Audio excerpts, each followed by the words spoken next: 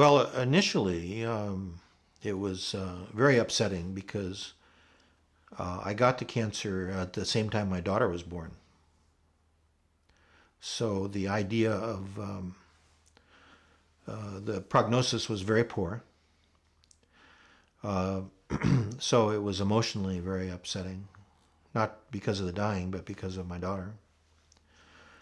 Um, and then, but I was had a very good response to the chemotherapy, and that only happens in about 7% of the cases. So I was very lucky. But then the depression came. Well, I got there were so many treatments, and since I have a scientific background, I got very preoccupied with researching everything, micromanaging. And so my life just kind of got narrower and narrower. I got more exclusively focused on the cancer. And I became more withdrawn. Uh, Finally, my daughter and friends sort of told me that I needed to do something. So I tried a couple antidepressant medications briefly, and I did counseling once or twice. And being a psychologist, I probably didn't give them enough time because psychologists are supposed to know it all. And but there was no lasting effects from any of that. So um, well, I had for years thought about maybe trying LSD or psilocybin, but I knew what the risks were, and so I didn't want to try it unsupervised. And as it turned out, it was a good thing because the initial experience on the psilocybin was very frightening. So it was a combination of having some confidence that psilocybin would pop me out of the depression, and then also my professional curiosity. But I had no previous experience with psychedelics, so I didn't know what to expect exactly. The induction or the beginning of the effects start in about 10 minutes, and and what happens is that things that are normally familiar, both things in the room and just feelings, all of a sudden they start feeling unfamiliar, and it's like your brain is going offline, one part at a time. And so for the first hour and a half, it was pretty frightening because I was fighting it. I was resisting. I wanted to open my eyes and make things snap back into place. If I didn't have the help of the people there, I would have left the room and tried to walk around and get things to focus back in again, to look familiar again. Um, but so I think had I not had the help, I would have missed the experience, the therapeutic experience, and I might have hurt myself. So the supervision, I think, is very important, that it be done properly.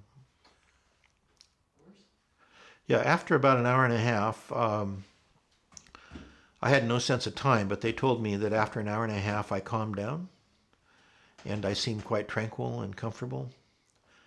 My experience inside my head was being just in a void. I had no sensory experience, no sounds, no. Uh, there were no thoughts going across my mind. I had just a little bit of a visual sensation, but it was all in my head. I didn't have my eyes open. Um, and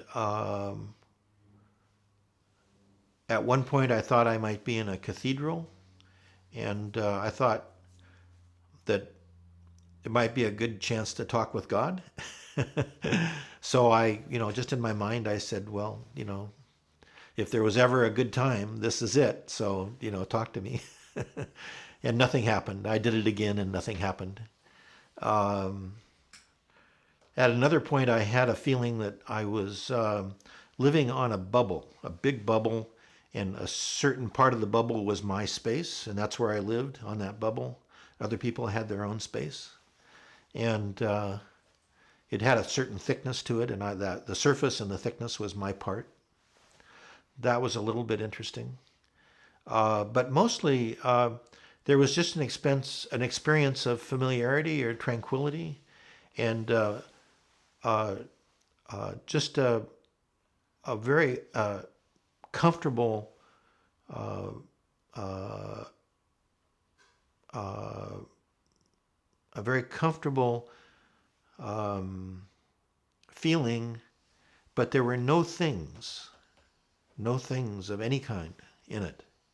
No other people, no architecture, no ideas for the most part, there was nothing left over from the everyday reality that was in that space. Just a feeling of presence, just a just being there and being comfortable. And I could go back and forth. I could voluntarily either fall back into the void, or I could come out and stay more focused on the everyday reality. And during that time, I could pull up past relationships or current relationships and look at them in great detail. And uh, um,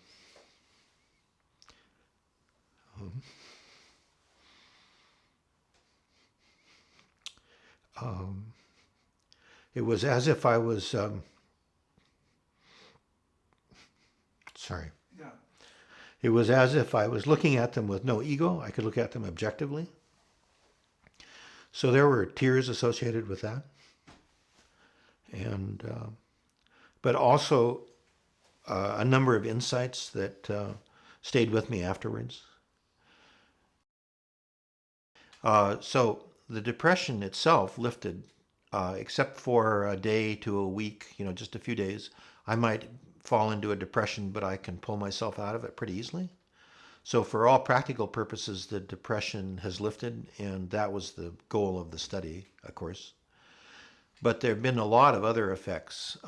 It seems to have changed the way that my mind processes things. I've gone from micromanaging things, being controlling, to being trusting intuition, much more spontaneous. Um, I much more sociable. Um, I don't set a lot of goals for myself anymore because I used to get trapped in those goals. I'd decide I have to finish them. I might spend a year or 2 years or 3 years trying to finish a goal that I'd set out for myself. Now I just kind of have values. I kind of have general directions, things that are important to me. But if I'm very flexible, if something's not working, I can switch gears. I don't get trapped by the goal. Yeah, it's almost unbelievable that after one day and not any follow-up medications or anything, that this could happen.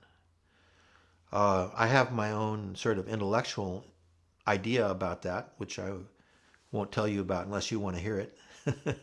um, but I think the difference is that in my own personal experience, it fundamentally changes the way you approach the world. So then, as time goes by and you're interacting with the world, your interaction with the world is more productive. So you're opening out instead of narrowing down into a negative spiral, a self-preoccupation.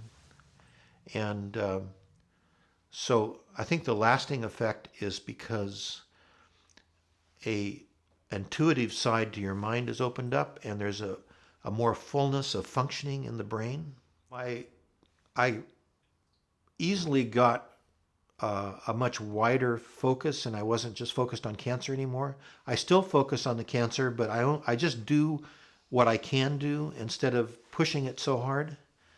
Um, it got to the point where I was becoming more of an expert on my cancer than the doctors were, and I don't do that anymore. I just, once I've read the literature once, I drop it and just, um, you know, and I'm much more involved with people. I have more friends now that I have time for, and I have my boats, and I have my daughter who's moving in 2 months. I mean, is going to be here for 2 months before she goes off to college. And so I'm just have a level of energy and enthusiasm I didn't have before. It's just dramatically changed my life from one of kind of a struggle and an intensity, a lot of work, to a real spontaneity and a real sense of freedom that I don't have to work at it. I just have to show up and be myself and let my brain do what it can do when it's fully functioning. So I would say that's the core result. And then everything else is kind of a spin off from that.